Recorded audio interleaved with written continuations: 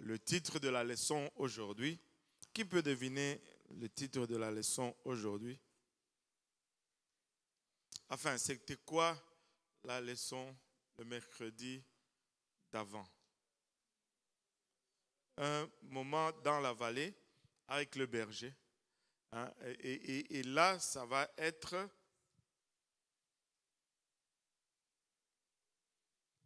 Comment? Non.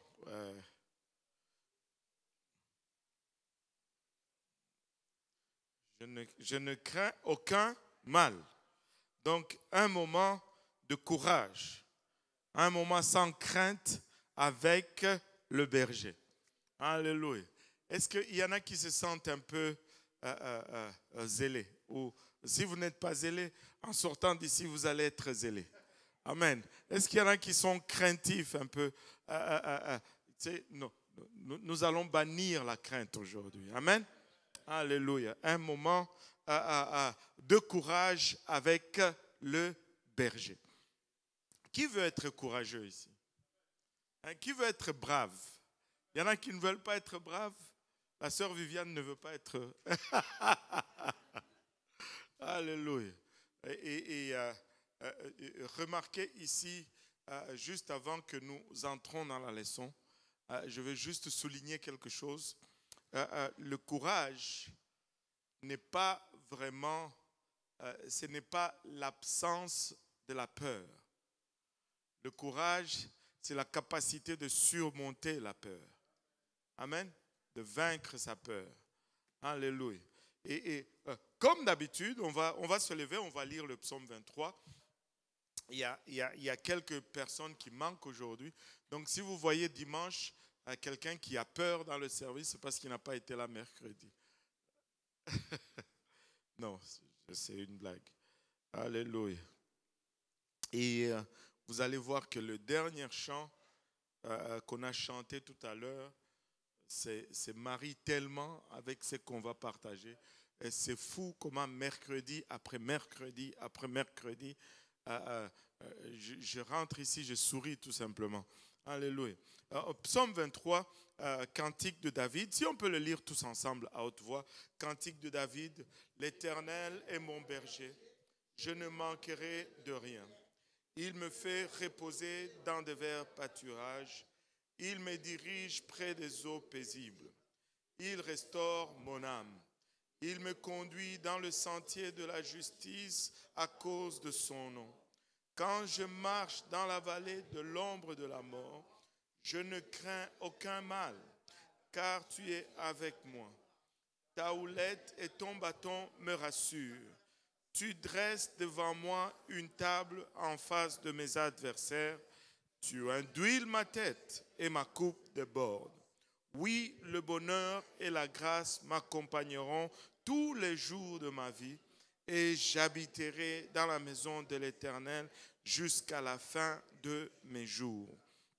Prions tous ensemble. Seigneur, merci encore pour une autre opportunité de venir ensemble devant toi, Papa. Alors que nous venons, Seigneur, nous réalisons, Papa, que nous sommes faillibles, nous sommes charnels, Papa. Alléluia. Et aide-nous, Seigneur, à surmonter, Père, nos faiblesses. Pardonne, Papa, nos manquements charnels, spirituels, Seigneur.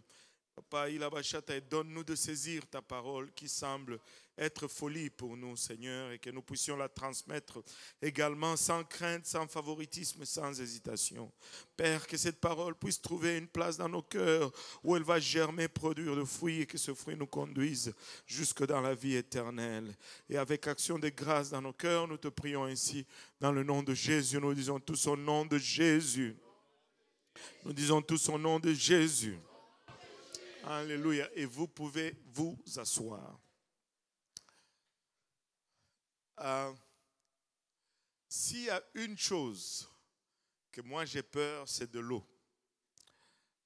Je n'ai pas peur de faire ma douche. Non, j'ai peur de l'eau parce que je ne sais pas nager. Ne vous moquez pas de moi. Je ne sais pas nager. J'ai grandi chez nous à Lubumbashi. Il y avait une rivière. C'est la source même du fleuve Congo. Et des fois, des amis allaient là-bas pour nager. Et quand les amis allaient là-bas pour nager, ben, il arrivait des accidents et il y a eu des morts. Ce qui fait que c'était une interdiction pour nous d'aller jouer dans la rivière Lubumbashi. Et cette interdiction était devenue même plus grave parce que lorsqu'on était tout petit, peut-être 10 ans, autour de 10 ans, 11 ans, chez nous, les enfants jouent dehors. Tu vas sortir le matin, tu vas aller jouer. À midi, il faut que tu rentres pour manger et puis tu repars. Et c'est comme ça la vie chez nous. Un de nos cousins est allé jouer à la rivière Lubumbashi et il s'est noyé. Donc cette interdiction est devenue plus renforcée chez nous dans ma famille. Et même sans l'interdiction, le fait de connaître la personne et a mis une peur ou un respect en nous d'aller au fleuve, à la rivière, je dois dire la rivière Lubumbashi. Et ainsi, je n'ai pas su nager. Je ne sais pas nager et j'ai beaucoup de respect pour l'eau. Même quand c'est une autre façon de dire j'ai peur de l'eau. Amen. C'est comme quand je traverse, même en voiture, quand on traverse un pont, j'ai un picotement à l'intérieur de moi. Tout se resserre dans le système parce que je regarde l'eau et il y a un sens de respect qui s'élève en moi. Et c'est la peur. Et suite à cette peur, je ne suis pas du tout intéressé à la pêche sur glace. On m'a déjà invité à faire la pêche sur glace et j'ai décliné poliment et gentiment à chaque fois. Parce que déjà, je n'aime pas le froid. En plus, aller à se tenir sur la glace, et sachant qu'en dessous, il y a l'eau et que la glace, des fois, ça se brise. Bon, j'ai fait toute la somme, j'ai dit, pas pour moi. Et je me rappelle, il y avait une fois un prédicateur qui m'a dit, allons à la pêche sur glace. C'est très bon, tu vas voir. J'ai dit, pas question. Je ne voulais pas dire que je ne savais pas nager. J'ai dit, je n'aime pas le froid. Il a dit, non, ça se fait très bien. On est dans une cabane et c'est chauffé. On a du feu dans la cabane. Pour moi, feu plus glace, ça n'a pas aidé sa cause. J'ai dit, mais non, attends. Tu amènes du feu sur la glace, ça fait fondre la glace et moi je me retrouve dans l'eau. Lui, bon, il n'a pas compris ma peur. Mais une fois j'allais à Trois-Rivières, j'ai vu des gens qui pêchaient sur la glace et ils avaient leur cabane et en plus de leur cabane, il y avait même un pick-up sur le lac. Bon, ça tient. Moi, je ne veux pas prendre des chances. C'est comme l'histoire de cet homme qui devait traverser le lac, c'était l'hiver. Il avait tellement peur, je me suis identifié dans cet homme. Il avait tellement peur, mais il devait traverser de l'autre côté.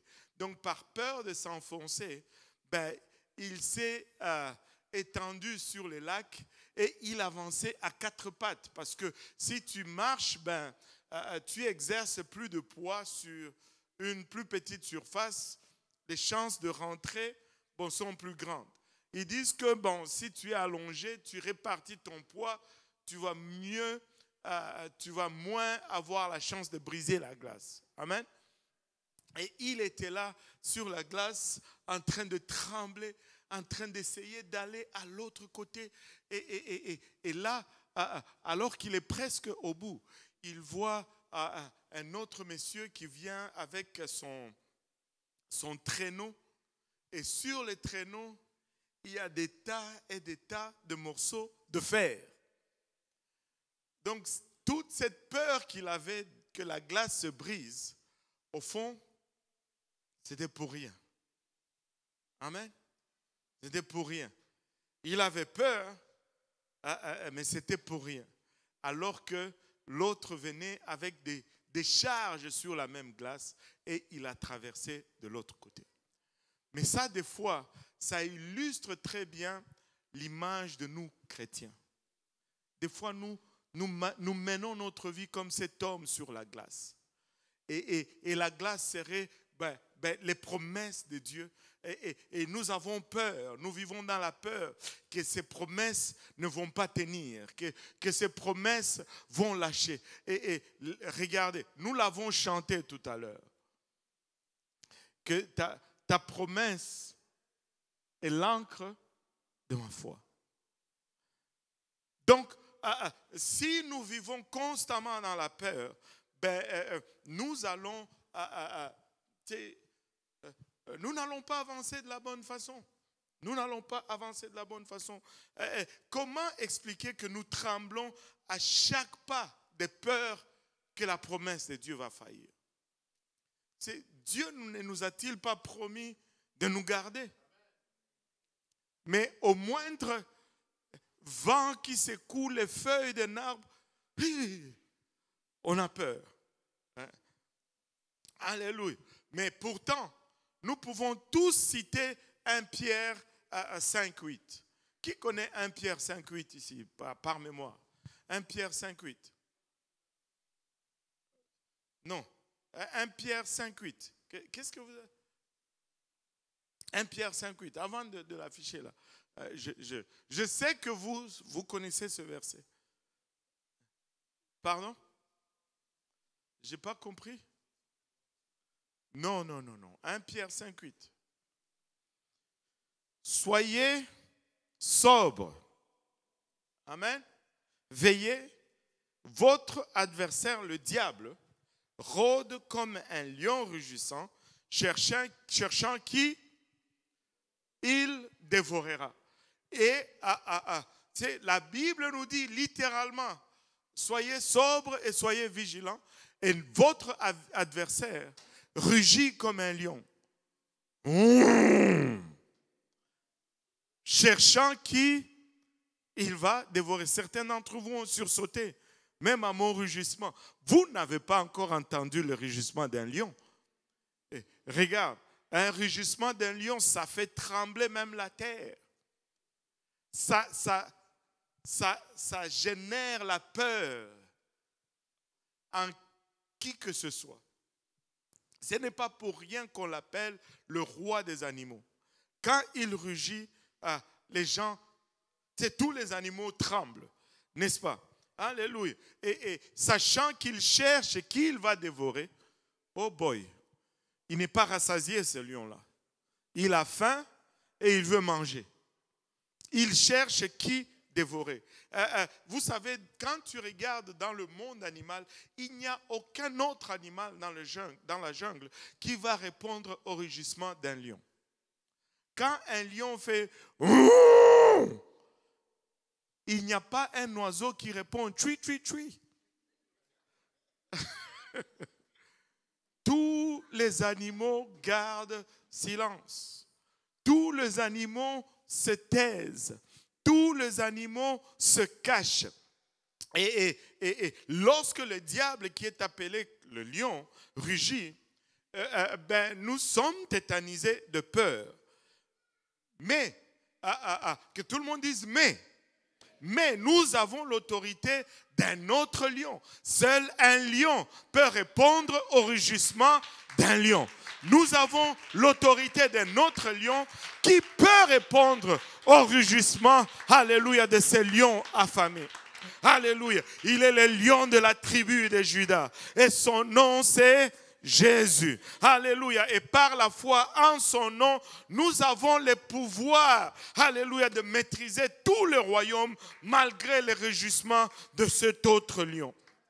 Alléluia. Apocalypse 5 nous dit, l'un des vieillards me dit, ne pleure point. Alléluia. Voici le lion de la tribu de Juda, le rejeton de David, a vaincu pour ouvrir le livre et ce 7 sceaux. Laissez-moi vous dire, quand le diable rugit, le Seigneur, alléluia, est bien au-delà, capable de répondre à son rugissement.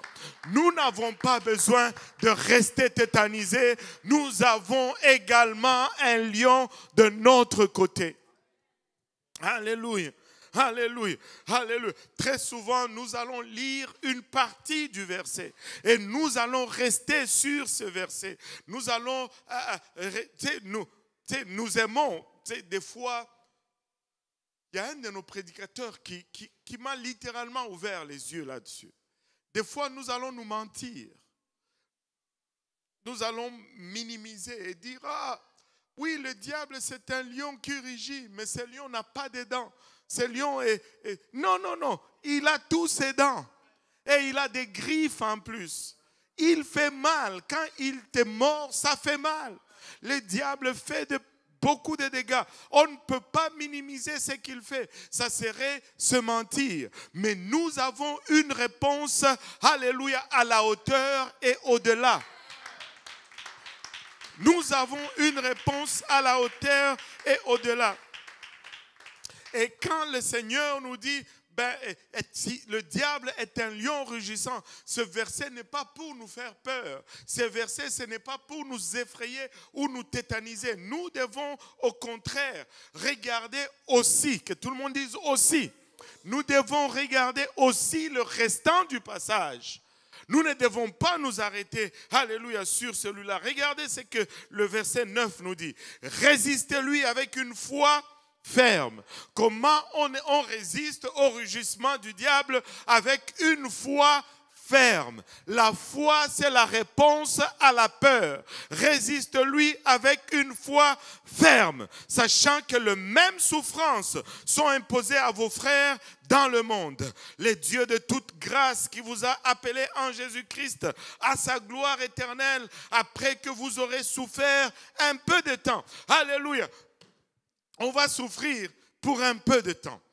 Et regardez, ce que nous endurons est toujours temporaire. C'est toujours pour un temps, un peu de temps. Vous perfectionnera lui-même, vous affermira, vous fortifiera, vous rendra inébranlable. À lui soit la puissance au siècle des siècles. Amen. Amen. Le Seigneur ne nous abandonne pas à notre ennemi. Alléluia. Si nous lui résistons par la foi, le Seigneur va nous fortifier. Le Seigneur va nous affermir. Il va nous perfectionner. Alléluia. Et il va nous rendre inébranlables. Ah. Oh, Satan. Ésaïe 2, plutôt Ésaïe 12, le deuxième verset. Ésaïe 12, le deuxième verset nous dit, alléluia, voici Dieu est ma délivrance. Dieu est ma délivrance. Il ne dit pas, il dit Dieu est ma délivrance. C'est-à-dire, je me retrouve dans une situation inconfortable. Je suis pris quelque part pour qu'il soit ma délivrance. Dieu est ma délivrance. Je serai plein de confiance. Je serai plein de confiance. Et je ne craindrai rien.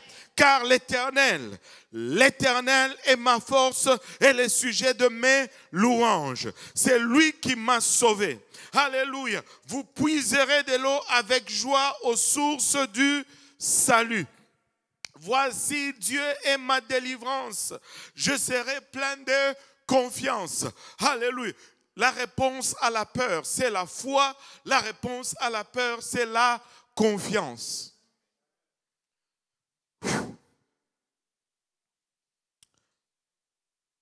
Vous savez, ces deux choses vont des fois être confondues. La foi et la confiance.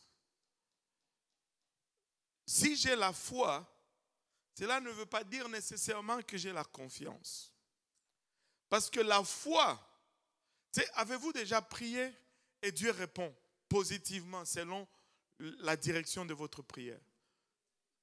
Oh, quand même, Dieu répond, oh Seigneur Jésus. Mais avez-vous déjà prié et Dieu ne répond pas selon le sens de votre besoin ou de votre... Et là, si vous aviez seulement la foi, ça ne va pas être suffisant. La foi est suffisante. Lorsque Dieu répond, tu sais, tu avais besoin de $1000, il te donne $1500. Oh, alléluia. Tu vas à l'église, non, il te donne, ouais, voilà, $1500. Tu vas à l'église, alléluia, avec joie. Tu dis, oh, le Seigneur m'a donné, il m'a donné même par-dessus pour que je puisse donner la dîme. Ah, vous l'avez oublié celle-là. Oh Seigneur Jésus. Mais quand tu demandes $1000, il te donne zip. Là, la foi n'est plus assez. Ça prend que tu aies confiance. Que tu puisses te dire, Seigneur, même si tu n'as pas donné, je te fais confiance que c'était la chose à arriver.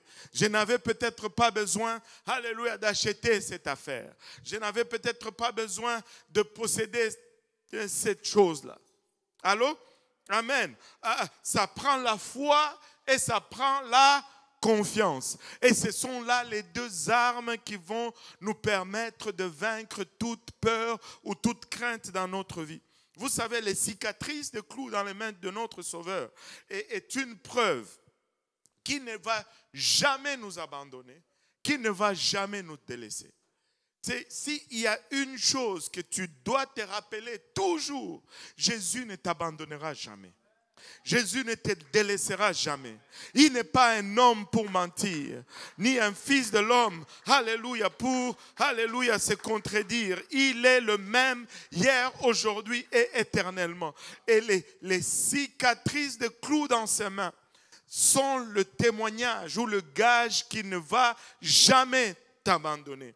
Ah, tu dis, pourquoi est-ce que tu dis cela? Parce que la parole me le dit. Ésaïe 49, verset 16. Ésaïe 49, verset 16, il dit, voici, alléluia, il dit, voici, j'étais gravé sur mes mains. J'étais gravé sur mes mains. Là, dans ses mains, tu es marqué là-dedans. À chaque fois qu'il regarde ces cicatrices, alléluia, de clous, il voit Victoria. À chaque fois qu'il regarde ces cicatrices de clous, il voit Moria. Alléluia, il voit Georgette. Il ne va jamais t'oublier parce que tu es gravé sur ses mains. Tes murs sont toujours devant, alléluia, ses yeux. Alléluia. Tout ce qui te fera obstacle sera toujours devant ses yeux. Il ne va jamais t'oublier, il ne va jamais t'abandonner. Pas Jésus. Les hommes, oui, mais pas Jésus. Ta famille, oui, mais pas Jésus. Des fois même tes parents, oui, mais pas Jésus-Christ. Alléluia. Il y a une différente sorte de peur ou de crainte. Il y a toutes sortes de peurs ou de craintes. Mais souvent, ça va être généré par le même esprit. Et cet esprit, l'esprit de Satan va nous attaquer. Et ça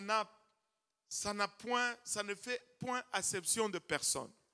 Que tu sois un jeune chrétien qui est faible, il va t'attaquer quand même. Que tu sois un chrétien fort, que tu sers le Seigneur pendant, le diable va t'attaquer quand même. Le plan de Satan est de nous détruire. Et vous savez, pourquoi est-ce qu'il va utiliser la peur ou la crainte? C'est parce que ce qui va combattre notre foi, c'est la crainte, c'est la peur. Lorsqu'il y a la peur, la foi n'est plus. Lorsqu'il y a la peur, la foi n'est plus. Et c'est pourquoi il faut faire très attention. Des fois, on s'époumonne à le dire, à le redire et à dire encore. Mais quand on dit ces choses, on nous accuse de ne pas croire. Non, non, non. On croit, mais on ne veut pas partir de cette base-là. Je ne veux pas prier de la base de la peur. Si tu pries à cause de la peur, tu vas prier pendant longtemps. Parce que tu ne pries pas, parce qu'on prie pour différentes raisons là. La peur peut te pousser à prier. Et très souvent, la peur nous pousse à prier. J'étais dans un service, je vous ai déjà raconté cette histoire. J'étais dans un service avec un de nos pasteurs qui était de l'Amérique du Nord. Tu sais, il ne connaissait pas la réalité un peu de l'Afrique. Il priait, il donnait tout. Mais les services étaient fermés, comme on dit, étaient durs, rien ne bougeait. Il prêche, il donne la parole de Dieu. Ça n'allait nulle part. Mais moi, j'étais assis. Mais quand il parlait du diable, oh, je t'ai dit, tout le monde devenait nerveux là. Tout le monde devenait vivace. Mais quand il parlait de la grandeur de Dieu, les gens étaient plutôt tranquilles. J'ai perçu cela. D'abord, il m'a regardé une fois, deux fois, et après il m'a fait signe. Il m'a dit, je ne veux nulle part, prends-le. J'ai pris le service. Et c'est quelque chose, on te donne le service comme ça. Ce n'était pas moi qui devais prêcher. Et j'ai pris le service. Et le Seigneur m'a mis à cœur de commencer à leur parler. Je leur ai dit, certains d'entre vous, vous êtes nés dans des familles de sorciers. Vous avez grandi avec des sorciers. Et les sorciers se sont moqués de vous. Mais et vous savez que c'est réel. Et vous êtes arrivés à une place même aujourd'hui. Vous servez Dieu, mais vous avez plus de respect pour les sorciers que pour Dieu. Et lorsqu'on parle de la grandeur de Dieu, vous êtes timide. Mais lorsqu'on parle d'attaquant le diable, oh, vous devenez comme, le toit va s'élever, les cheveux vous sont dressés. Non, non. Nous ne prions pas parce que nous avons peur du diable. Nous prions parce que nous avons confiance dans la grandeur de Dieu. Dans la grandeur de Dieu. Vous savez, alléluia, que je crie ou que je ne crie pas, Dieu reste grand quand même. Alléluia, que je saute. Oh, Jésus aide-nous. Jésus aide-nous. Ta parole a de l'autorité. Ta parole a la puissance. La puissance ne découle pas de ton activité physique. Ta puissance découle du fait que tu es placé en Jésus-Christ. Oh Jésus. Oh Jésus, aide-nous, papa. Aide-nous. Aide-nous. Quand on parle du diable, Dieu est grand. Oh oui, Dieu est grand. Non, ça devait être le contraire. Dieu est grand. Oh, Dieu est grand. Oh Jésus. Oh Jésus. Oh Jésus. Le diable est vaincu. Le diable a déjà perdu. Il a déjà perdu. Vis dans la victoire. Marche dans la victoire. Non pas par crainte, mais par amour pour Dieu. Par foi dans ce que Dieu a promis. Par confiance. Écoutez, si tu devais mourir, tu serais déjà mort. Tu ne vis pas par la grâce du diable. Tu vis par la grâce de Dieu. C'est Dieu qui te garde en vie. Oh Seigneur, alléluia, aide-nous. Et les attaques de peur, les attaques de panique de la part de Satan vont des fois arriver comme, des fois ce sont des souffles instantanés de peur, par surprise, ou des fois ce sont des choses qui se développent lentement et progressivement, et qui nous amène dans un lieu ou dans une circonstance où nous devenons craintifs de l'environnement ou des circonstances. Ça peut être des choses instantanées ou ça peut être des choses que le diable bâtit progressivement dans notre vie. Mais dans tous les cas, il y a autorité et puissance dans le nom de Jésus. Que ce soit une attaque instantanée, le nom de Jésus est puissant. Que ce soit, alléluia, des choses qu'il bâtit progressivement, invoque le nom de Jésus. Et lorsque, oh Seigneur, lorsque tu identifies un esprit de peur, un esprit de crainte, tu dois immédiatement, que quelqu'un dise immédiatement, aller à la parole de Dieu. Allez à la parole de Dieu. Pourquoi la parole de Dieu? Laissez-moi vous dire, nous sous-estimons beaucoup la parole de Dieu. Si nous pouvions juste être plongés dans la parole de Dieu, la parole de Dieu va nous dire qui nous sommes. La parole de Dieu va nous dire ce que nous avons. La parole de Dieu va nous dire dans quel environnement nous évoluons. La parole de Dieu va nous dire notre demain, va nous donner l'assurance, alléluia, du futur. La parole de Dieu, c'est Dieu lui-même.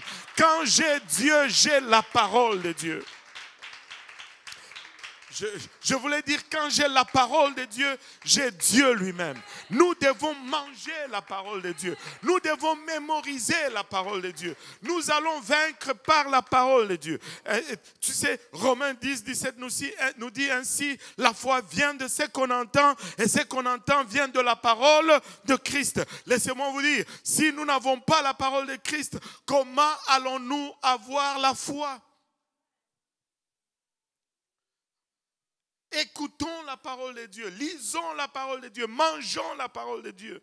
Alléluia. La foi et la confiance en Dieu sont les plus grandes armes que tu as contre la peur. Et quelqu'un a dit une fois que la plus grande crainte qui vient frapper à ta porte. Non, quelqu'un a dit une fois que si la crainte ou la peur vient frapper à ta porte, envoie la foi ouvrir.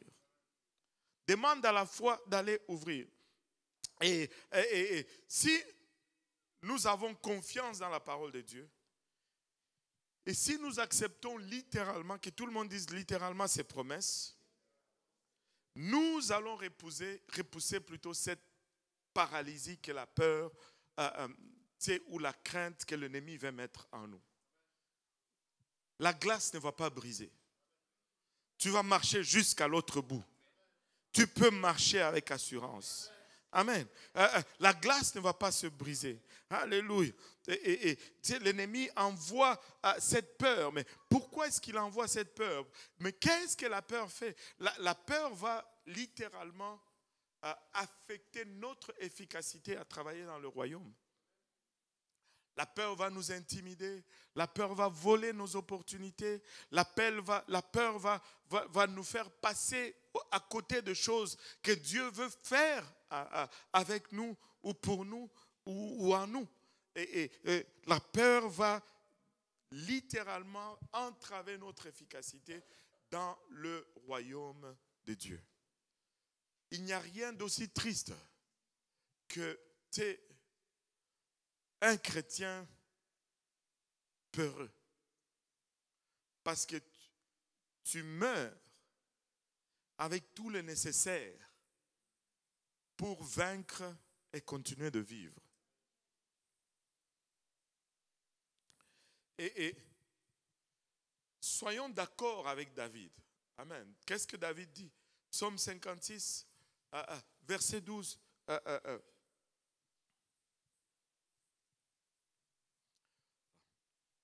56, 12, il dit, je me confie en Dieu.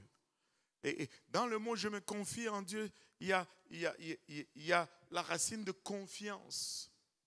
Je me confie en Dieu, je ne crains rien. Que peuvent me faire des hommes? Et tu sais, si je mets ma confiance en Dieu, je vais pouvoir avancer sans crainte. Mais si je mets ma confiance en moi-même, je vais faire face à des obstacles très difficiles. Vous savez, il est quelle heure? Ok. Vous savez, des fois, nous parlons des brebis dans cette étude. Amen. Et la parole de Dieu nous exemplifie beaucoup à des brebis. Nous sommes littéralement des brebis. Et tu vas voir qu'il y a beaucoup de parallélismes avec nos comportements. C'est quand on observe les brebis. La dernière fois, nous avions vu comment le brebis qui est sur le dos, il ne peut pas se relever lui-même. Et cela peut conduire jusqu'à sa mort. Mais aujourd'hui, regardons plutôt une brebis qui tombe dans un ravin. Une brebis qui tombe dans un ravin, il va être grandement terrifiée. Il va être saisi de crainte. Et quand elle devient terrifiée, les efforts du berger de la sortir de là vont être très souvent inutiles. Parce qu'à chaque fois, elle va essayer de se débattre. Les bergers avaient ce qu'on appelait la houlette. C'est ce bâton avec une espèce de demi-cercle en haut. De sorte que quand la brebis tombait dans une crevasse ou dans un ravin, le berger allait étendre ce bâton, essayer de le passer en dessous des pattes de la brebis pour la surmonter, la relever. Mais quand elle est en ce mode panique, tout effort du berger va rencontrer l'effort de la part de cette brebis qui est en panique, qui a peur. Elle va se débattre. Elle va littéralement résister l'effort du brebis qui essaye de la sortir de cette crevasse. Et une brebis comme un chrétien qui se noie, comme une personne plutôt qui se noie, va résister des fois avec violence à l'effort de sauvetage à cause de la peur. Tu sais, j'ai déjà vu, je ne sais pas si c'est vrai, j'ai déjà vu dans les cours de natation que des fois, quand quelqu'un est dans l'eau et qu'il est en train de se noyer, les sauveteurs qui plongent pour le sortir doivent littéralement l'assommer pour que le deux ne coule pas. Parce qu'avec la peur, il se débat et il essaye de s'accrocher à celui qui vient de le sauver et il peut l'emporter dans le fond avec lui. Et des fois, ça prend que c'est lui qui vient pour te sauver. Donc, te donne d'abord un coup. Oh Seigneur, comme c'est tellement vrai avec les chrétiens. Tu es en train d'essayer d'aider quelqu'un, mais il est en train de se battre contre toi. Littéralement. Pourquoi?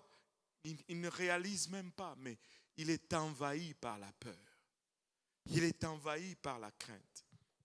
Et tu sais, tout enfant de Dieu qui se laisse envahir par la peur va compromettre tout effort de secours vis-à-vis de lui.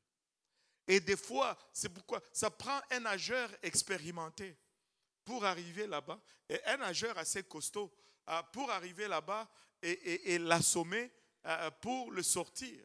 Amen. Si, je vais prendre un exemple, ok? Bon, si Junior, par exemple, c'est notre sauveteur, et que le frère Jean-Yves est en train de se noyer, et lui, il plonge pour le sauver, et que lui, il se débat, vous voyez que ça va être difficile pour lui de l'assommer déjà. C'est pourquoi, des fois, il faut juste les laisser se débattre. Vous savez, je ne sais pas combien de fois je me suis fait condamner là-dessus. C'est parce que ça ne sert à rien. Et tu ne vas pas... Laisse-le se débattre. Est-ce qu'on l'a abandonné? Non, mais on ne peut rien faire. Lorsque quelqu'un se débat, tu ne peux rien faire. Laisse-le se débattre. Et des fois, le berger doit laisser la brebis dans son dilemme jusqu'à ce qu'elle épuise sa force physique. Le berger n'a pas, il le laisse juste là. Il épuise sa force physique. Et peut-être que s'il y avait un peu d'herbe là autour, cette brebis va manger, va avoir de la force. Mais à un moment donné, l'herbe va finir. À un moment donné, il n'y a pas d'eau. Et lorsque sa force physique va être amoindrie, là, le berger pourra la secourir plus facilement. Mais avez-vous remarqué ceci? Lorsque il y a de la force physique, la résistance au secours est aussi violente. Mais lorsque on est maintenant affaibli, on résiste moins. Et parce qu'on résiste moins, on est plus soumis. N'est-ce pas ce que Dieu nous demande depuis le départ? Juste d'être soumis. Et quand on est soumis à la force ou à l'effort du berger, là on sort de cette piège ou de ce piège plus facilement. Plus facilement. Amen. Et la brebis qui va résister le secours du berger va rester dans la position précaire jusqu'à ce qu'il n'y ait plus à manger et jusqu'à ce qu'il n'y ait plus à boire. Et lorsqu'elle va réaliser qu'elle ne peut rien d'elle-même, alors le berger va être en position pour la remonter sans résistance. Parce qu'elle a besoin de se soumettre complètement au berger. C'est vraiment une leçon très objecte pour nous les chrétiens. Et c'est ce que le Seigneur Jésus nous recommande. Comme notre berger, il désire notre soumission totale à sa puissance. Et quand on se bat ou qu'on cherche sa propre volonté, on risque de rester dans cette position de dilemme pendant plus longtemps qu'on avait besoin d'y rester. Et maintenant, si nous allons nous soumettre volontairement au berger, voici quelques éléments qui vont nous aider. Le jeûne. Amen. Les jeûnes doivent faire partir de notre engagement vis-à-vis du Seigneur. Avez-vous remarqué comment le jeûne nous brise physiquement? Quand tu jeûnes, tu as tendance à devenir plus soumis à Dieu. Parce que le jeûne va affaiblir, alléluia, ton corps physique et ça va atténuer les désirs charnels. Et lorsque le physique est faible, nous pouvons facilement ressentir le spirituel. Remarquez ceci, lorsque le physique est faible, nous allons plus facilement ressentir le spirituel. Je n'ai pas dit ressentir Dieu, j'ai dit ressentir le spirituel. Parce que les principes sont les mêmes. Quand on affaiblit la chair, l'esprit devient plus fort. Mais dépendamment de vers quoi notre esprit penche, nous allons sentir soit Dieu ou soit le diable. Mais le jeûne nous place dans cette position où le spirituel est plus ressenti. C'est pourquoi ce n'est pas juste une question de jeûner, parce que les satanistes jeûnent aussi. Ils jeûnent aussi et ils sont conscients du principe que lorsque le physique est abaissé, le spirituel est plus fort. Ils vont jeûner, ils vont offrir des sacrifices et ils vont prier des fois plus intensement que nous. Ils vont prier, ils vont commencer à minuit et ils vont prier. Ils vont être engagés dans leur sacrifice et dans leur effort. Mais c'est pour que le spirituel puisse être plus fort. Ils vont jeûner pour jeter des sorts sur les chrétiens qui ne jeûnent pas. Oh Seigneur Jésus. Tu sais, l'église de l'Est, quand on était sur Hochelaga, il y avait une dame. Tu sais, regarde, c'est pas du tout par méchanceté, ok? Mais elle passait toujours devant l'église. Mais quand tu la voyais là, c'était une sorcière. Et elle faisait des incantations devant l'église. Elle disait des choses. Regardez, notre Dieu est plus puissant. Il y a déjà eu des gens qui se sont des New Age, juste ici devant l'église. Ils venaient, et ils font leurs affaires devant l'église. Si tu viens là et tu les regardes, toi aussi tu as peur et tu commences aussi à crier, ah, non, rentre, adore Dieu. Si leur chose est puissante, que ça t'empêche de rentrer? Que ça t'empêche de rentrer, d'adorer Dieu? Rentre, adore Dieu. Et il va s'épuiser et puis il va rentrer chez lui. Et ces démons vont le suivre là chez lui. Vous savez, il y a quelqu'un qui était rentré dans les affaires de New Age. Et pensant que c'était la spiritualité. C'est la spiritualité. Regardez, il y a beaucoup de spiritualité de nos jours. Il est rentré là-dedans et puis, ne sachant pas ce que c'était, mais à un moment donné, ça commençait à les tourmenter. Il ne dormait plus. C'était un Libanais. Là.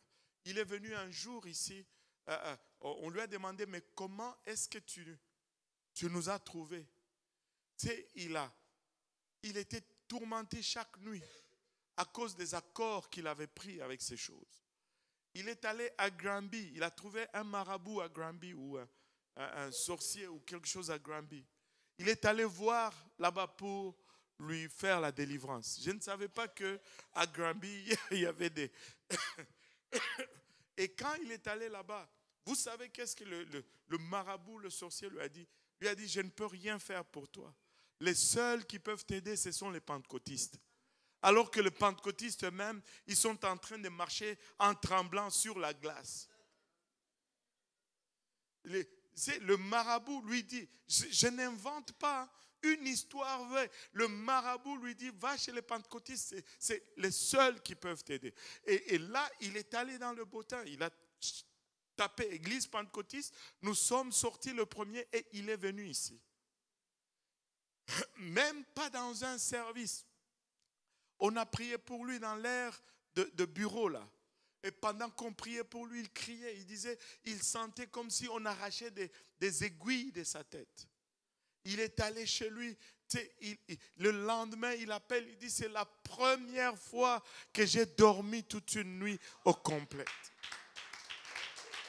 Jésus aide-nous. Jésus aide-nous. Vous êtes là, on n'a pas besoin de tout vous dire. On a déjà brûlé des poupées vaudou ici à l'arrière de l'église. Vous ne savez pas qui vient de quel, mais laissez-moi vous dire, un seul Dieu, alléluia, un seul nom, une seule autorité. Et tu peux avoir confiance dans le nom du Seigneur Jésus-Christ. Notre Dieu est le plus puissant. Nous n'avons pas à craindre, alléluia. Nous n'avons pas à répondre à la peur, alléluia. Prions, jeûnons, armons-nous de la parole de Dieu, alléluia. Marchons avec assurance, alléluia. Et nous allons repousser toutes ces attaques de peur. Et lorsque nous devenons sensibles à l'Esprit de Dieu, il va nous diriger, il va nous conduire. L'Esprit de Dieu va t'amener dans la paix, alléluia, et dans la confiance. Dieu, il est un Dieu de paix. Il est un Dieu de paix. Alléluia. Hey. Il nous donne cette promesse. Il nous donne cette promesse qu'il va ordonner. Que tout le monde dise ordonner. Il va ordonner à ses anges de nous servir. Alléluia. Et de chasser ces esprits qui nous tourmentent. Non seulement nous, mais ces anges. Oh Seigneur. Ces anges vont venir et ils vont... Psaume 35, verset 4. Psaume 35, verset 4. Psaume 35, verset 4. Psaume 35, verset 4. Qu'ils soient honteux, alléluia, et confus, ceux qui en veulent à ma vie. Oh Seigneur, qu'ils soient honteux et confus, ceux qui en veulent à ma vie. Qu'ils reculent et rougissent, ceux qui méditent ma perte. Regardez le verset 5. Alléluia. Verset 5, c'est juste en bas. Qu'ils soient comme la balle emportée par le vent et que l'ange de l'Éternel les chasse. Et que l'ange de l'Éternel les chasse. Tu n'es pas seul dans cette bataille. Non seulement, oh Seigneur, Oh, Jésus. Oh, Jésus. Ésaïe 54, verset 17. Toute arme forgée contre toi sera sans effet. Et toute langue qui se lèvera en justice contre toi, tu la condamneras. Tel est l'héritage des serviteurs de l'Éternel. Tel est le salut qui leur viendra de moi, dit l'Éternel. Tu n'as pas à vivre dans la peur. Tu n'as pas à vivre dans la crainte.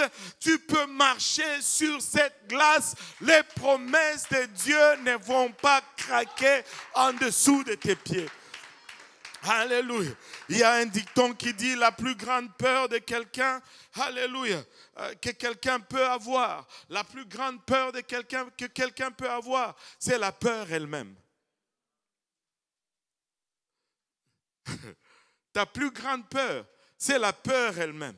Si tu peux te débarrasser de la peur, tu n'as plus rien à craindre. Alléluia. La crainte de l'homme va emprisonner plusieurs. Vous savez, quand tu crains les sorciers, tu crains un homme. Hé Jésus, je ne sais pas, laisse-moi te dire, peu importe d'où tu viens, mieux vaut la fin d'une chose que son commencement. Peu importe dans quelle famille tu es né, si tu veux servir Dieu, tu veux vivre pour Dieu, tu vas vivre pour Dieu et tu vas servir Dieu. Parce que Dieu est plus puissant.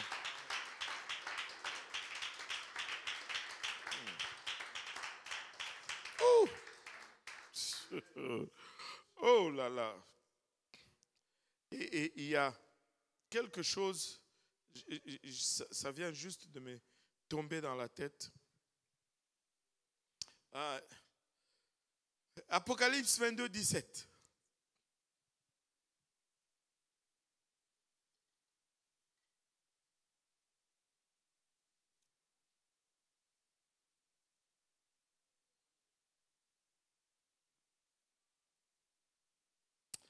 Est-ce que c'est 22, 17? Attends.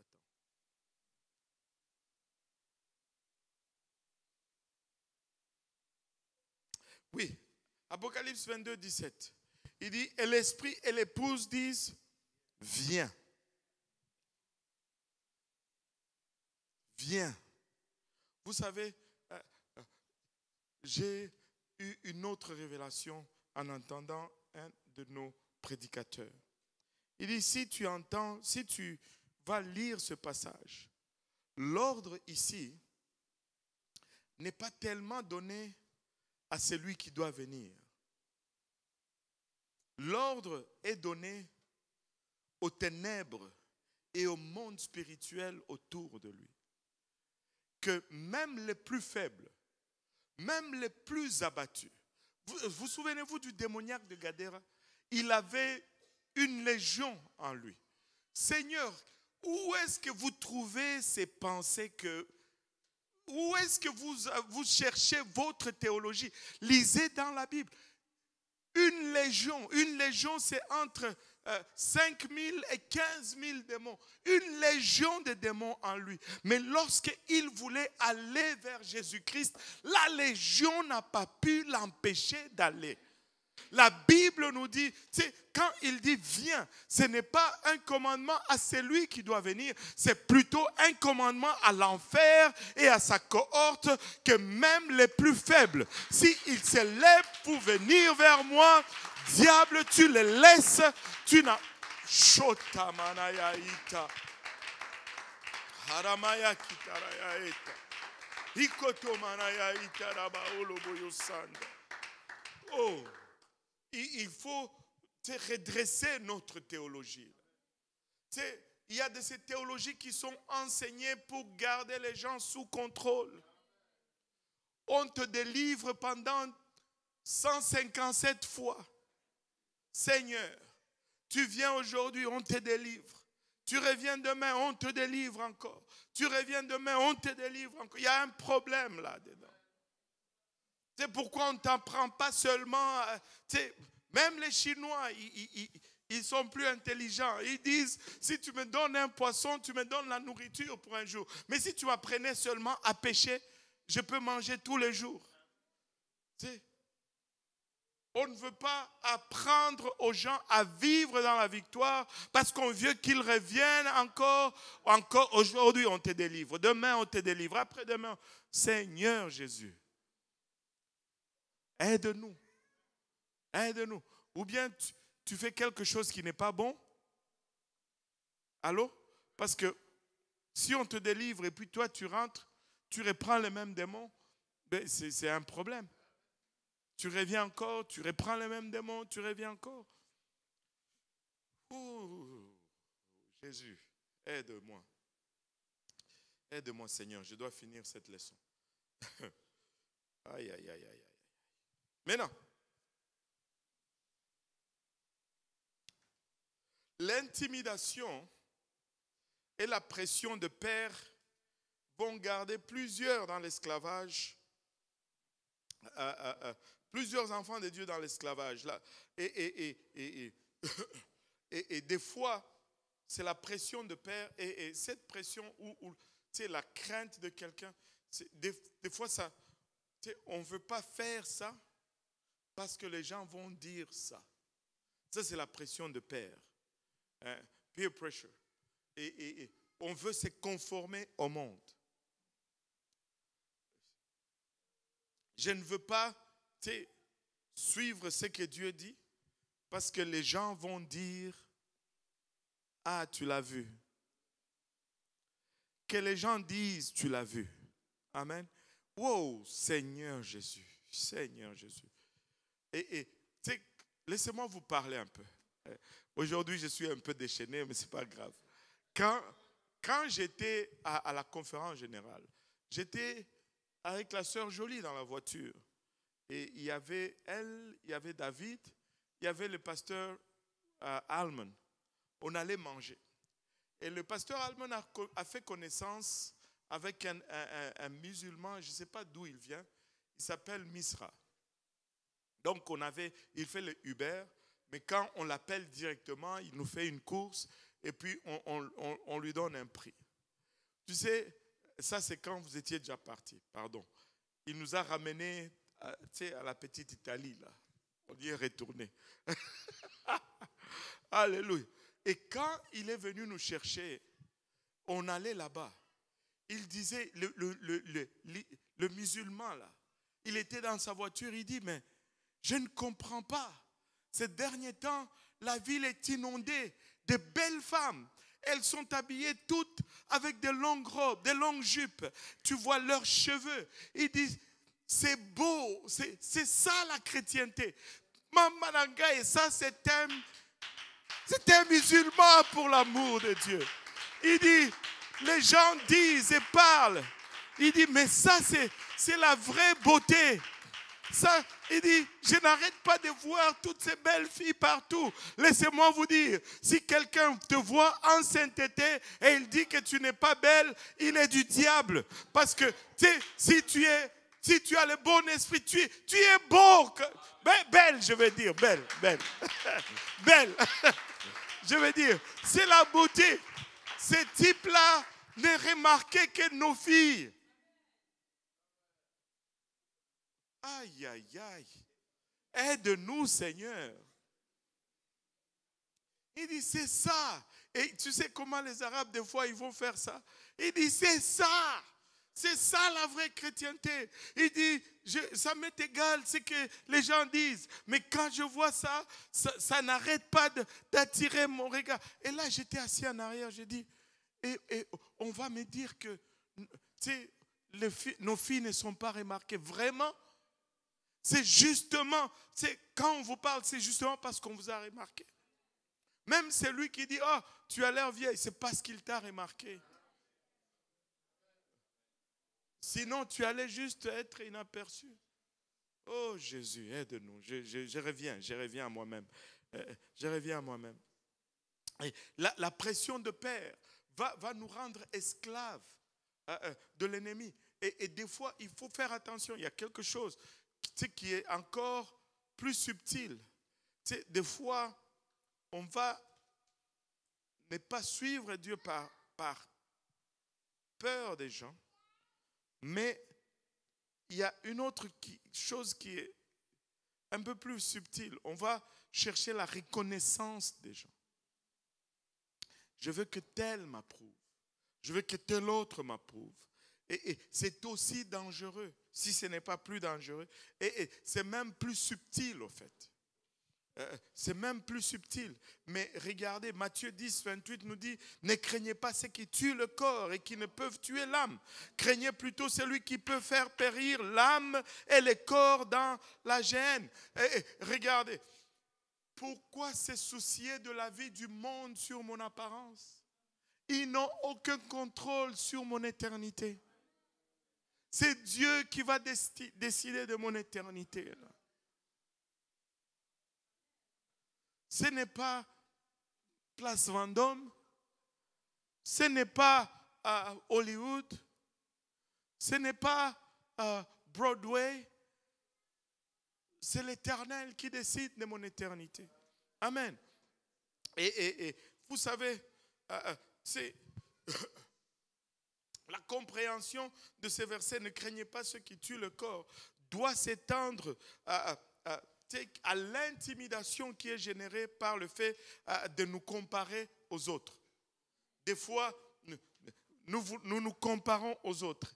Et par comparaison aux autres, nous voulons faire, écoutez, si tu vis pour Dieu en te comparant aux autres, ça c'est un désastre. Et regarde, tu dois te comparer à toi-même, tu dois être là-bas par rapport à où tu étais hier. Et notre référence ultime, c'est Jésus-Christ. Alléluia. Mais maintenant, il y a une différence entre se comparer, qui est très péjoratif, et avoir un modèle ou un exemple. Nous sommes appelés à avoir des modèles et des exemples. Christ, Paul dit, soyez mes imitateurs comme je le suis. Il ne faut pas faire un amalgame des choses et confondre les gens. Je dois regarder à quelqu'un. Je ne me compare. Si la comparaison inclut une compétition, je veux être comme mon pasteur, je le suis. Je veux que l'esprit qui était en lui soit en moi. C'est pourquoi je suis sous, comment on dit ça, bergerie. Allô? Des fois on me dit, oh, tu parles, tu fais comme Pasteur Graham, on comprend. Oui, c'est un honneur quand on me dit cela. Je ne me sens pas rabaissé, je me sens honoré parce que je veux ressembler à mon père. Vous savez, dans le monde, quand on me disait, oh, tu ressembles à ton père, il y avait un sentiment de plaisir en moi. Je veux ressembler à mon père, je ne veux pas être différent. Pourquoi je serais différent? C'est quoi là? Anyway. Il ne faut pas se comparer, non. Il faut user de sagesse et de ne pas nous comparer. 1 Corinthiens 10, 12 nous dit, ainsi donc que celui qui croit être debout prenne garde de tomber. Je suis là où je suis, tu es là où tu es. Mais tous nous regardons vers le Seigneur et devant nous, il y a les anciens et les dirigeants que Dieu nous a donnés. Et nous voulons marcher dans leurs traces. Regardez, je ne veux pas inventer la roue. Alléluia. Certes, je veux faire plus, mais je ne veux pas inventer la roue. Anyway. Notre ennemi, c'est le diable. Allô? Notre ennemi, c'est le diable. Et laissez-moi vous dire ceci, le diable n'est pas digne qu'on lui donne quelconque crédit pour quoi que ce soit. Pas du tout. Et on ne va pas lui donner honneur pour quelconque crédit que ce soit. Amen. Et ne craignons jamais de dresser notre tête. Ne craignons jamais de marcher à poitrine bombée, tête levée mais avec humilité et sans arrogance. Il faut marcher avec assurance. Pas avec orgueil, mais avec assurance. Pas avec arrogance, mais avec assurance. Et proclamons la victoire en Jésus-Christ avec assurance. Alléluia. Philippiens 4,13 nous dit, « Je puis tout par celui qui me fortifie. » Pas par moi-même, mais par Jésus qui me fortifie. Il n'y a rien à moi pour m'enorgueillir, mais je dépends, alléluia, de celui-là et de lui que je tire ma force. Psaume 3, verset 4 nous dit, « Mais toi, ô Éternel, tu es mon bouclier, tu es ma gloire et tu relèves ma tête. » Si Dieu a relevé ta tête, ne la rabaisse donc pas. Si Dieu a relevé ta tête, marche tout droit avec assurance. Alléluia. À ne pas confondre avec l'orgueil. À ne pas confondre avec la prétention. Mais nous ne sommes pas des pauvre moi. Non, pas pauvre moi. Je suis l'enfant de Dieu. Alléluia. Jésus. Oh Jésus. Le Seigneur lui-même, le Tout-Puissant, le Dieu de gloire, le créateur de tout univers, l'alpha et l'oméga, c'est lui qui crée du néant. Il n'y avait rien et tout est parti. Cette terre est suspendue dans les airs par lui. Il trace une ligne et les eaux ne peuvent la franchir. Il fait des exploits. Mais celui-là, le Tout-Puissant, vous savez comment il t'appelle? Il t'appelle le sel de la terre. Il t'appelle la lumière du monde. Et tu es le sel de la terre parce que tu vas donner saveur. Vous savez, avez-vous déjà mangé un bon steak qui n'a pas de sel? Ça n'existe pas. Un bon steak non salé. Non. Pardon. Un bon poisson non salé. De quoi tu parles?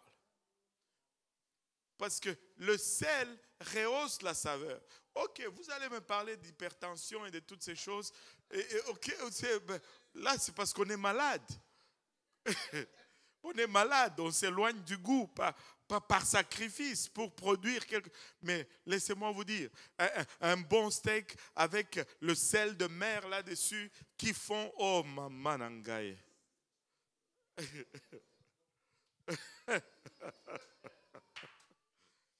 Aïe. Tu vois les gros sels comme des pierres là, que, on a mis dessus là et c'est en train de fondre dans le jus fumé de la grille. Aïe, on vient de perdre toute la classe là. Mais nous donnons saveur, nous sommes le sel parce que nous donnons la saveur. Nous sommes la lumière du monde parce que nous donnons la direction. Et notre attitude doit être conséquente. Si nous sommes ceux qui donnent la saveur, qui donnent la raison à cette vie. Vous savez, sans Dieu, cette vie est pleine de détresse. Parce que tout plaisir que tu vas tirer de ce monde sans Dieu va toujours être éphémère et va toujours laisser un goût amer après. Mais quand tu as Dieu, tu as une raison de vivre. Quand tu as Dieu, la vie goûte bon. La vie goûte bon.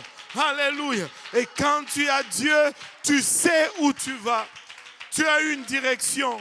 Et notre attitude doit être conséquente. Nous ne pouvons pas être la saveur du monde et être pauvrement. Mais quel goût tu es en train de donner? Goût de citron? Non. Mais non. Si nous réalisons qui nous sommes, alléluia, que tout le monde dise qui nous sommes. Si nous réalisons où nous sommes, disons tous où nous sommes. Si nous réalisons ce que nous sommes, que tout le monde dise ce que nous sommes. Et si nous réalisons où nous allons, disons où nous allons. Nous allons développer un autre niveau de confiance en nous-mêmes. Hey, je ne suis pas perdu là. Je suis un enfant de Dieu. Alléluia. Je suis un enfant de Dieu. Certes, je suis sur terre, mais je suis au milieu, alléluia, d'un peuple perdu. Et je connais la direction. Je sais où je vais. Et je sais ce que nous avons. Nous avons sa puissance en nous. Je ne peux pas être abattu. N'oublie pas qui tu es. N'oublie pas où tu es. N'oublie pas ce que tu es. Et n'oublie pas où tu vas. N'oublie jamais ces choses. Nous ne sommes pas en train d'errer juste comme ça. Nous sommes en route vers cette promesse. Nous sommes en route vers une ville, alléluia, qui n'a pas été construite par les mains d'un homme. Nous sommes en route vers une cité céleste où les rues sont pavées d'or, où il n'y a point de larmes, où il n'y a point de souffrance. Tu cherches la joie, elle se trouve dans la nouvelle Jérusalem, où le soleil ne brûle, où l'ombre ne couvre, où la mort n'est point, où il n'y a point de tristesse. Alléluia. C'est là où nous allons. C'est là où nous allons. Alléluia. Écoutez, tout est vanité. Et vanité, tout est vanité. Écoutez Ecclésiaste, s'il y a quelqu'un qui devait nous donner une leçon, c'est bien Salomon. Il avait tout l'argent que quelqu'un peut rêver. Il a eu toutes les femmes que quelqu'un peut rêver. Il a eu toute la nourriture que quelqu'un peut rêver, les épices. Il a eu tout le plaisir que quelqu'un peut rêver. Parle des diplômes, il était le plus intelligent et le plus sage. Tout aspect, alléluia, de la vie terrestre, Salomon l'a expérimenté au summum. Mais si cet homme n'a pas été satisfait avec quelconque dimension ou aspect de cette vie comblée, combien d'avantages, nos richesses éphémères, nos connaissances éphémères et nos plaisirs éphémères vont nous laisser avec un goût d'insatisfaction totale. Et ce n'est pas étonnant qu'à la fin de sa vie, il écrit dans le livre d'Ecclésiaste, Ecclésiaste 12, 15, écoutons la fin du discours. Crains Dieu et observe ses commandements. C'est là ce que doit faire tout homme, pas certains hommes, tout homme. Ecclésiaste 12, 15. Écoutons la fin du discours. Écoutons la fin de toute vie. Écoutons l'aboutissement de toute chose. Crains Dieu et observe ses commandements. La seule crainte qui vaut la peine de développer, c'est la crainte de Dieu. La seule peur qu'on a besoin d'avoir, c'est la peur de Dieu. C'est la seule peur, alléluia, qui génère le bonheur. Oh Satan! Et c'est là ce que doit faire tout homme, pas certains hommes, mais tout homme. Et laissez-moi vous dire, on vit sous la peur, alléluia, des pères. Mais Luc nous dit dans Luc 6, verset 26, malheur lorsque tous les hommes diront du bien de vous, car c'est ainsi qu'agissait leur père à l'égard des faux prophètes. Laissez-moi vous dire, si tout le monde vous flatte, c'est pas bon. C'est-à-dire que tu es arrivé à une place où tu fais plaisir à tout le monde. Je ne veux pas faire plaisir à tout le monde. Je dois faire plaisir d'abord à Dieu. Alléluia. Et c'est facile de tomber dans la crainte, surtout quand nous désirons l'amour et l'approbation des gens. Si nous nous efforçons d'être agréables à Dieu, il va y avoir des conséquences. Allô? Il y a certains qui ne vont pas nous tolérer. Alléluia. Parce que je veux être agréable à Dieu. Mais certains vont dire, je vais plaire à Dieu et plutôt qu'à l'homme. Tu ne plais même pas à Dieu. Commence même d'abord par plaire à Dieu. Tu sais, plaire à Dieu, ce n'est pas une licence pour être désagréable. Ce n'est pas une permission pour être rebelle. Oh Seigneur Jésus, ce n'est pas une permission pour être malcommode. Je veux plaire à Dieu. Oui, vraiment? Avec cette attitude puante, tu ne plais pas à Dieu du tout. Nous devons demander la sagesse à Dieu. Quelqu'un qui cherche à plaire à Dieu, il va être humble. Même lorsqu'il est contrarié dans sa volonté de plaire à Dieu.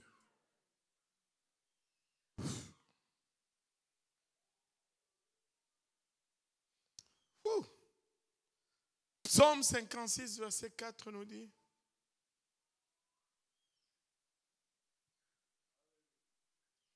quand je suis dans la crainte, en toi, je me confie. En toi, je mets ma confiance. Nous devons mettre notre confiance en Dieu.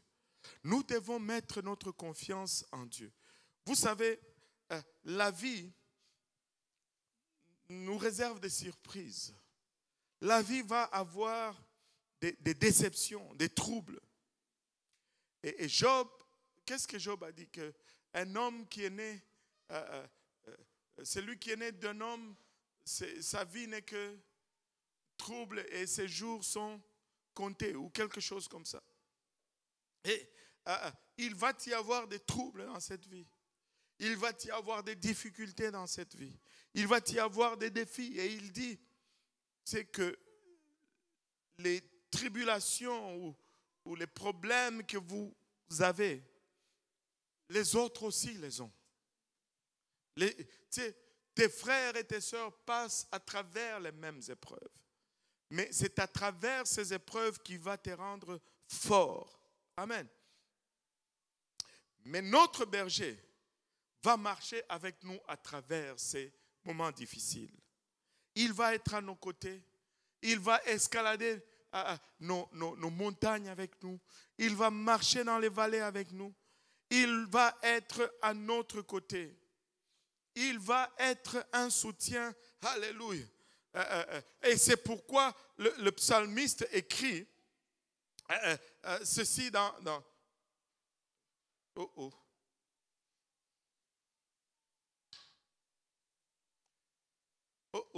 je sautais un verset.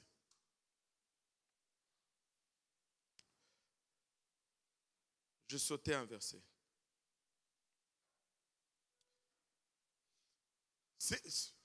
C'est pourquoi David pouvait dire avec assurance, je ne crains aucun mal.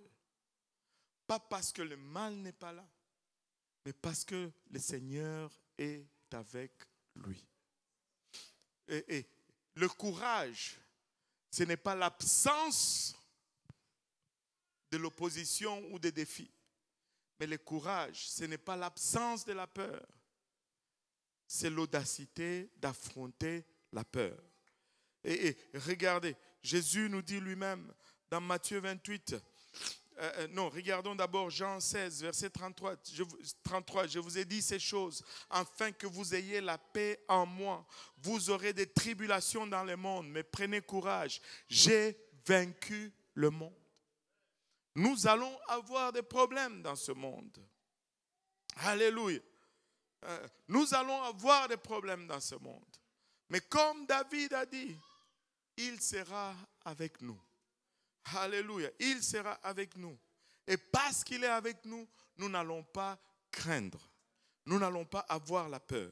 Je vais vous shooter quelques versets. Regardez Matthieu 28, 20 et enseignez-leur à observer tout ce que je vous ai prescrit. Et voici, je suis avec vous tous les jours jusqu'à la fin du monde. Au fond, Jésus promet qu'il va être avec nous jusqu'à la fin du monde. Jusqu'à la fin du monde. Ésaïe, regardez Ésaïe 41, 10. Ne crains rien, car je suis avec toi. Ne crains rien, car je suis avec toi. Ne promène pas de regard inquiet, car je suis ton Dieu. Et tu es là, Seigneur. Non. Ne sois pas inquiet. Je suis ton Dieu. Alléluia. Je te fortifie. Je viens à ton secours. Je te soutiens de ma droite triomphante. Quelle promesse! Quelqu'un devait noter ces versets. Peu importe les moments les plus sombres de ta vie, invoque le nom de Jésus. Invoque le nom de Jésus. Oh, Shataramaya Itarabao. Oh, Ramaya Ita. Alléluia, Isaïe 43, verset 1. Ainsi parle maintenant l'Éternel qui t'a créé. Oh Jacob, c'est lui qui t'a formé, oh Israël. Ne crains rien. Ne crains rien, car je te rachète, je t'appelle par ton nom, tu es à moi. Est-ce qu'il y a quelqu'un que Dieu a racheté en ces lieux? Est-ce qu'il y a quelqu'un que Dieu a racheté? S'il t'a racheté, ne crains rien. Ne crains rien.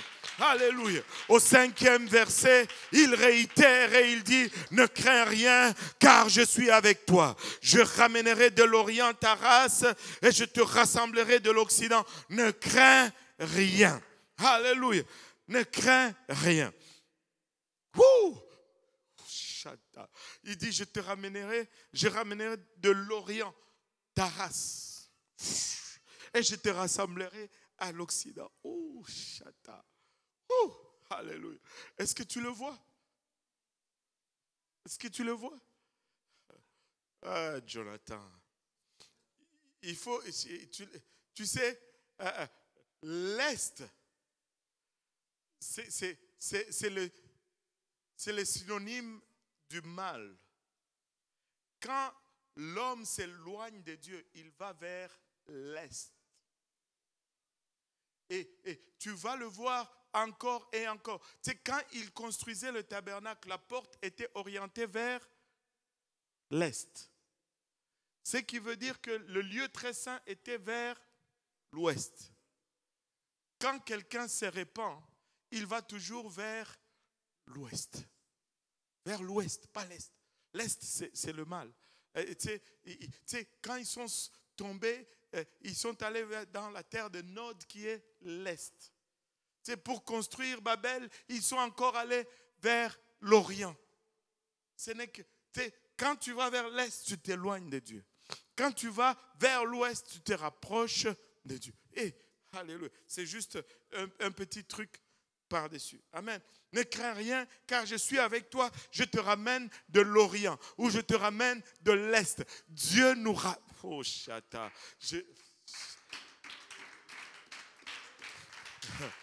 Ésaïe 44, verset 2. Ésaïe 44, verset 2. Ainsi parle l'Éternel qui t'a fait et qui t'a formé de ta naissance.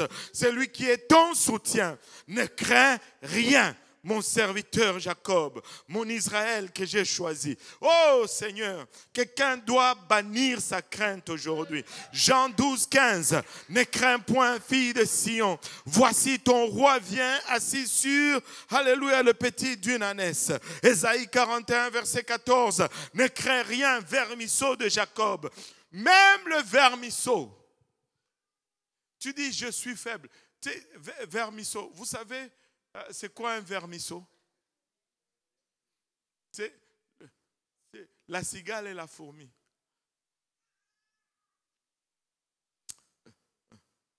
C'est la fourmi est allée chercher même un petit ver, un vermisseau, un ver de terre là.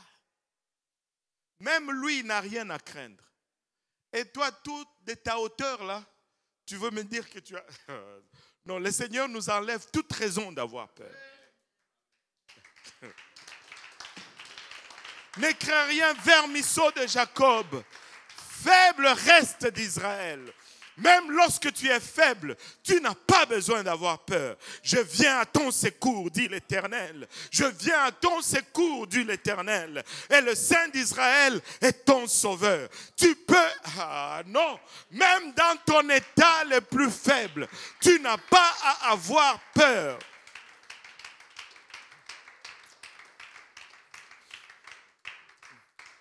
Le verset 13 du même chapitre, Ésaïe 41, verset 13, car je suis l'Éternel, ton Dieu, qui fortifie ta droite, qui te dit, ne crains rien, je viens à ton secours. Joël 2, 21 nous dit, terre, ne crains pas, sois dans l'allégresse et réjouis-toi, car l'Éternel fait de grandes choses. Ne crains pas, ne crains pas, ne crains pas. Et 1 Jean, chapitre 4, verset 18, nous dit la crainte n'est pas dans l'amour, mais l'amour parfait bannit la crainte. Quand la crainte suppose un châtiment, et celui qui craint n'est pas parfait dans l'amour. N'est pas parfait dans l'amour.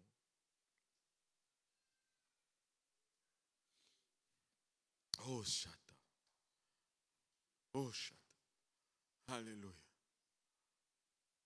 Je ne veux plus vivre dans la crainte. Alléluia. Je ne crains aucun mal. Je ne crains aucun mal. Le Seigneur est là.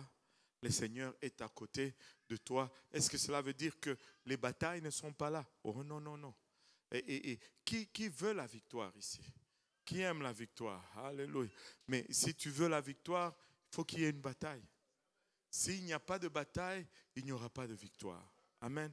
Mais c'est dans notre bataille que le Seigneur nous donne la victoire. Alléluia. Alléluia. Ta promesse à moi est l'encre de ma foi, et parce que ton amour ne faillit pas. Ton amour ne faillit pas. Il a plein de promesses dans son livre pour nous. Alléluia. Et tu sais, quelqu'un avait fait cette recherche une fois. J'avoue que je ne l'ai pas faite. Il dit qu'il y a les variations de ne crains point ou n'aie pas peur. Il y en a 365 dans la Bible. Et littéralement, pour avoir un je ne crains rien ou un je ne crains point pour chaque jour de l'année. Et quand l'année finit, tu recommences. Le 1er janvier, je ne crains rien. Le 2 janvier, je ne crains rien. Le 31 janvier, je ne crains rien. Le 27 février, je ne crains rien. Le 31 mars, je ne crains rien. Le 1er avril, je ne crains rien. Le 17 juillet, il y a un je ne crains rien pour cela. Le 14 décembre, il y a un autre je ne crains rien. Le 27 décembre, il y a un autre je ne crains rien. Et le 31 décembre, il y a un autre je ne crains rien dans ta Bible pour cela. Alléluia. L'Éternel est mon berger. Amen. L'Éternel est mon berger. Est-il ton berger aujourd'hui? Alléluia. Et donc, même si tu marchais dans l'ombre de la vallée de la mort, tu ne devrais craindre aucun mal. Amen. Alléluia. Qui veut vivre dans l'assurance ici? Alléluia. Et si on se levait tous ensemble, que le Seigneur nous baptise avec cette nouvelle attitude, avec cette fraîche compréhension, alléluia, de sa parole. Nous ne voulons pas être des serviteurs bardassés ça et là par toutes sortes ou toutes vents de doctrine. Nous voulons avoir la bonne théologie. Nous ne voulons pas vivre dans la crainte, nous voulons vivre dans l'assurance. Élevons nos voix pour un moment. Alléluia, invoquons-le pour un moment. Qui nous lave et qui nous purifie de toute souillure. Qu'il élève la bannière de son nom dans nos vies. Père éternel, il a bachata. Fais, papa, il a bachata, que nous puissions, papa, considérer ta parole comme nos délices, que nous puissions la garder dans nos cœurs, afin de bannir toute crainte, papa, il a bachata. Nous voulons développer, papa, cette foi, Seigneur. Nous voulons entendre de ta part, Seigneur Jésus, il a bachata. Car la foi vient de ce qu'on entend, et ce qu'on entend vient de ta parole, Seigneur Jésus. Kiramaya